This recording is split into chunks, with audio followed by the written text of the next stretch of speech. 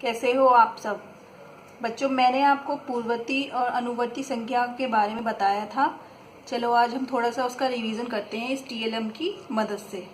तो बच्चों, जो संख्या होती है उसकी पूर्ववर्ती संख्या का मतलब होता है पहले वाली संख्या, और अनुवर्ती संख्या का मतलब होता है उसके आगे वाली संख्या। तो किसी भी संख्या की पूर्ववर्ती संख्या निकालने के लिए हम उसमें से एक माइनस कर देंगे और उसकी अनुवर्ती संख्या निकालने के लिए उसमें हम एक प्लस कर देंगे। तो बच्चों जैसे देखो आपको नंबर दिख रहा होगा 11। तो 11 की पूर्ववर्ती संख्या क्या होती है? अगर हम 11 में से एक घटाएं तो हमारी पूर्ववर्ती संख्या क्या हो जाएगी? 10। और अगर हम 11 में एक जोड़ देते हैं तो हमारी अनुवर्ती संख्या हो गई 12। तो 11 की पूर्ववर्ती संख्या हो गई 10 और 11 की अनुवर्ती संख्या हो गई 12। इसी तरह से बच्चों अब देखिए दूसरा नंबर है 27। तो इसकी पूर्ववर्ती कैसे हो आप सब बच्चों। मैंने आपको पूर्ववर्ती और अनुवर्ती संख्या के बारे में बताया था। चलो आज हम थोड़ा सा उसका रिवीजन करते हैं इस टीएलएम की मदद से। तो बच्चों, जो संख्या होती है उसकी पूर्ववर्ती संख्या का मतलब होता है पहले वाली संख्या, और अनुवर्ती संख्या का मतलब होता है उसके आगे वाली संख्या। तो किसी भी संख्या की पूर्ववर्ती संख्या निकालने के लिए हम उसमें से एक माइनस कर देंगे और उसकी अनुवर्ती संख्या निकालने के लिए उसमें हम एक प्लस कर देंगे। तो बच्चों जैसे देखो आपको नंबर दिख रहा होगा 11। तो 11 की पूर्ववर्ती संख्या क्या होती है? अगर हम 11 में से एक घटाएं तो हमारी पूर्ववर्ती संख्या क्या हो जाएगी?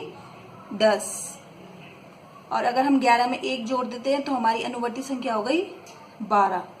तो 11 की पूर्ववर्ती संख्या हो गई 10 और 11 की अनुवर्ती संख्या हो गई 12। इसी तरह से बच्चों अब देखिए दूसरा नंबर है 27। तो इसकी पूर्ववर्ती संख्या हो गई 26। अब देखते हैं हमारी खिड़की के पीछे क्या नंबर लिखा है? 26। अब इसकी अनुवर्ती संख्या हो गई, इसमें एक जोड़ देंगे तो कितना आ गया बच्चों? 28। तो हमारी अनुवर्ती संख्या हो गई 28। एक और हम एग्जाम्पल लेते हैं बच्चों। हमारे पास है 99। 99 की पूर्ववर्ती संख्या हो गई, इसमें से हम एक घटाएंगे तो हमारी पूर्ववर्ती संख्या हो गई 98। और इसमें हम अगर एक जोड़ देंगे तो हमारी अनुवर्ती संख्या हो गई 100। तो इस तरह से हम किसी भी संख्या की दी हुई संख्या की पूर्ववर्ती और अनुवर्ती संख्या निकालते हैं। अब बच्चों ये टीएलएम मैंने बहुत इजी तरीके से बनाया है। जो आपके यहाँ बेडशीट आती है उसमें जो गत्ता होता है उसको मैंने बस ऐसे फोल्ड कर दिया है और उसके तीन चार ये कटआउट्स बना लिए हैं। तो आप भी अपने ये टीएलएम घर पे बना सकते हो, पूर्ववर्ती और अनुवर्ती संख्या की प्रैक्टिस कर सकते हो। Thank you. कैसे हो आप सब बच्चों। मैंने आपको पूर्ववर्ती और अनुवर्ती संख्या के बारे में बताया था। चलो आज हम थोड़ा सा उसका रिवीजन करते हैं इस टीएलएम की मदद से।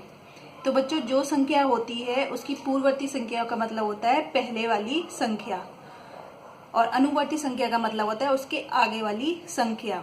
तो किसी भी संख्या की पूर्ववर्ती संख्या निकालने के लिए हम उसमें से एक माइनस कर देंगे और उसकी अनुवर्ती संख्या निकालने के लिए उसमें हम एक प्लस कर देंगे। तो बच्चों जैसे देखो आपको नंबर दिख रहा होगा 11। तो 11 की पूर्ववर्ती संख्या क्या होती है? अगर हम 11 में से एक घटाएं तो हमारी पूर्ववर्ती संख्या क्या हो जाएगी? 10। और अगर हम 11 में एक जोड़ देते हैं तो हमारी अनुवर्ती संख्या हो गई 12।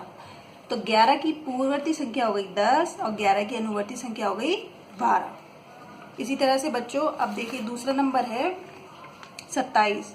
तो इसकी पूर्ववर्ती संख्या हो गई 26। अब देखते हैं हमारी खिड़की के पीछे क्या नंबर लिखा है? 26। अब इसकी अनुवर्ती संख्या हो गई, इसमें एक जोड़ देंगे तो कितना आ गया बच्चों? 28। तो हमारी अनुवर्ती संख्या हो गई 28। एक और हम एग्जाम्पल लेते हैं बच्चों। हमारे पास है 99। 99 की पूर्ववर्ती संख्या हो गई, इसमें से हम एक घटाएंगे तो हमारी पूर्ववर्ती संख्या हो गई 98। और इसमें हम अगर एक जोड़ देंगे तो हमारी अनुवर्ती संख्या हो गई 100। तो इस तरह से हम किसी भी संख्या की दी हुई संख्या की पूर्ववर्ती और अनुवर्ती संख्या निकालते हैं। अब बच्चों ये टीएलएम मैंने बहुत इजी तरीके से बनाया है। जो आपके यहाँ बेडशीट आती है उसमें जो गत्ता होता है उसको मैंने बस ऐसे फोल्ड कर दिया है और उसके तीन चार ये कटआउट्स बना लिए हैं।